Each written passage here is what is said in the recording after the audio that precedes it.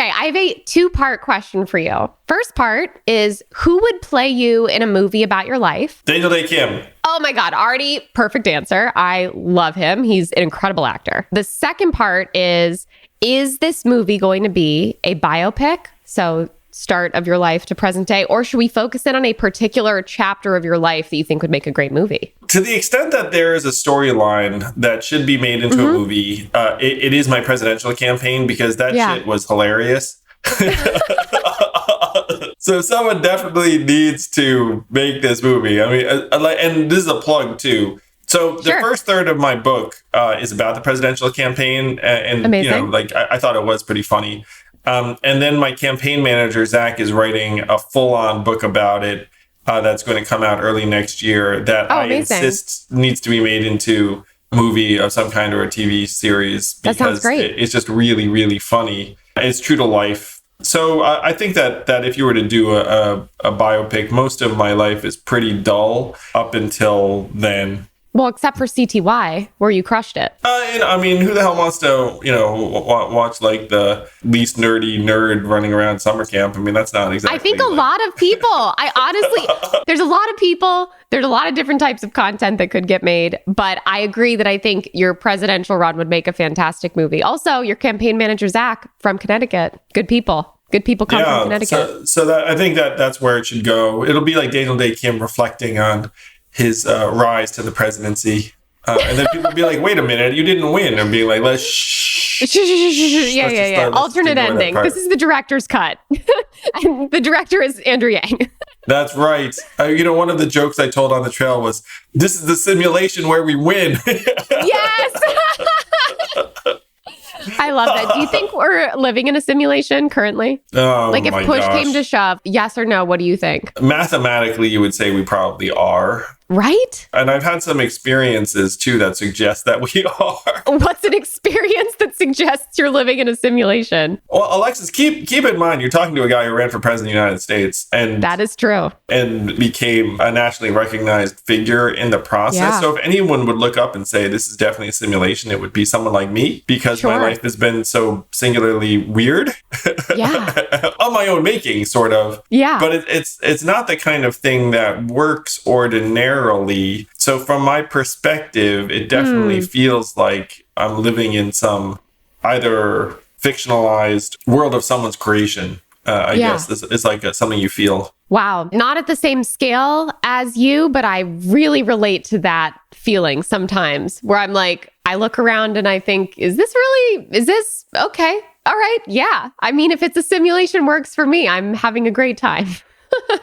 I'm so glad you're having a great time. I'm generally having a great time too. I mean, that certainly there have been some very stressful periods over the last several years, but generally, like super happy. Yeah, I agree with that. Well, I think there's a phrase that I really love, which some of the stuff, I know this makes me sound like a total Pollyanna, but it's not happy people who are grateful. It's grateful people who are happy. Yeah, I love it. I love that. You probably do the same thing I do, which is like I have a gratitude list, and anytime I'm down, I just look at my phone and it's a list of things I'm grateful for. And like, number one really is like, smart. My wife. Number two is like, my first son. Number three is my second son. But then there are just some random things on there, Alexis. Yep. Like what? My favorite pizza place. Like there's one thing there. It's just that I've achieved many of my goals without having to destroy my soul in the process. Like, I've like random things like that listed that I can still get out and play basketball.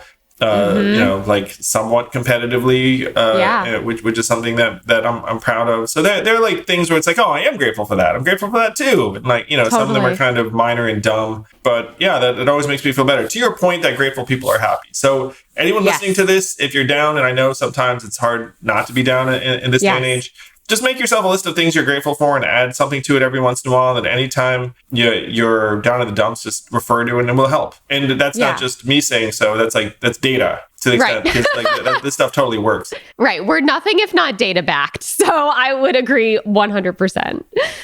Andrew, okay, so this is a question that I've actually never asked before, but I'm curious. What is the least expensive item in your home that brings you the most joy? So I'm drinking a bubble tea as we have this conversation. It's not very expensive. It's maybe like $4.90. I can show it to you. Okay. Like this. Let me see. Amazing. What's your bubble tea order? Almond 30% sugar or less ice. Okay. If they have almond milk tea, which Sure. most do. And then after that, just traditional milk tea, same. I tend to skip bubbles. I was going to ask. I swap in red beans for bubbles. Oh, really? Yes. I just like red beans. I have a confession to make about bubble tea, which is that I don't like it. It's too sweet for me. We must cease this conversation immediately. No, so the thing I would say, Alexis, tell me. if you want to, is you can get 30% sugar or 0% sugar, and you might like it more. What is it then, though? Like, if I were to say no sugar, it sounds to me like it would just be tea with milk. Yeah, doesn't that sound delightful? You know what? You got me there. That's a really good point. Okay, so what is the most memorable gift you've ever received or given? Either or? Yeah. Gift, eh?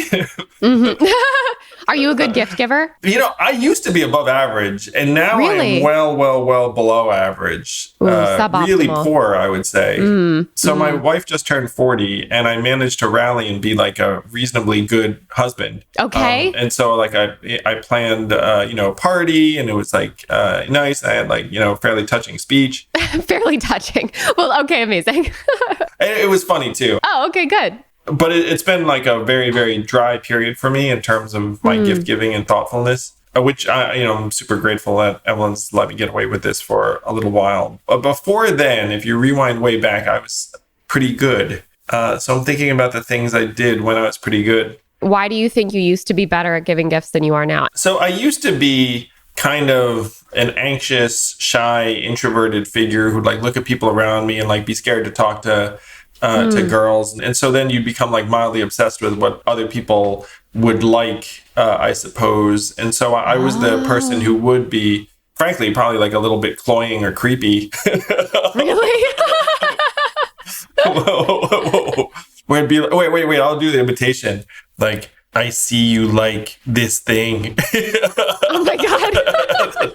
I mean, I wasn't like that, but that's like the imitation I'm giving of someone who's like a little bit too attentive. And I was very sensitive when I was young. So during that time, I would care a lot about various things. And I would buy people, I remember as a teenager, I'd like buy girls I was crushing on, like jewelry that made no sense and like stuff like that. Oh, wow. You're like, oh, wow, that is pretty bad. No, I was like, for a teenager, I feel like buying jewelry, that's like a nice gift. As we just established, first of all, no one is buying me any gifts other than mix CDs to put me in the friend zone. But yeah, I think jewelry from a teenager is a nice gift, but it depends who it's coming from. Yeah, no, I'm thinking about when I was younger, and then I'm thinking about when Evelyn and I were together before I entered my now unmindful zone. And so what changed for me is that over the last several years, my schedule and energies have just become very, very outward and public facing. And so I'll just give you the real life example. So I'm on the road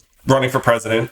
I come back to the family 1-2 days a week, and I stick my head in, and then I have no idea what's going on. And if there's an occasion, I don't know. And let's say it was one of my child's birthday, I would know it was his birthday, but it's not, I wasn't all part of the planning. So I'd get there and there'd be a party that I just kind of showed up to. So, and again, my family has been awesome and loving and supportive, but I haven't exactly been winning husband of the year or dad of the year competitions over the last several years. It would shock me to learn that you had been. How could one singular person possibly do all of those things at the same time? Thank you for being understanding. Really, I just thank Evelyn for being understanding over this past period of time. So, in terms of gifts that I am proud of or remember, I got my brother-in-law a Shinola watch. I was proud of that at the time. Shinola, made in Detroit. Yeah, so as part of Venture for America, I spent a lot of time, and I'm friendly with the Shinola team. The founder is a great guy named Tom Kartsotis, and he truly started Shinola just to try and do something awesome and positive. That's great. So there's a period when I bought people Shinola gifts, and I was proud of that Shinola watch because I think my brother-in-law really likes it and he wears it to this day. That's really nice. Shinola was actually a part of a gift-giving tradition at the last company I worked for in tech. Patreon, where my manager, who is now a good friend of mine, actually Bremner Morris, he's also been on the podcast, he bought all of us like new Shinola notebooks on our first day. And so then when I became a manager, I started buying new Shinola notebooks for all of my direct reports on their first day. And so it became a nice little tradition to give like this nice notebook to your new hire. That's lovely. I really love Shinola. If you go to their retail locations, it's uplifting. And you know that the stuff genuinely is made in the US. And I've been to the facilities in Detroit. I think that they're doing something really positive.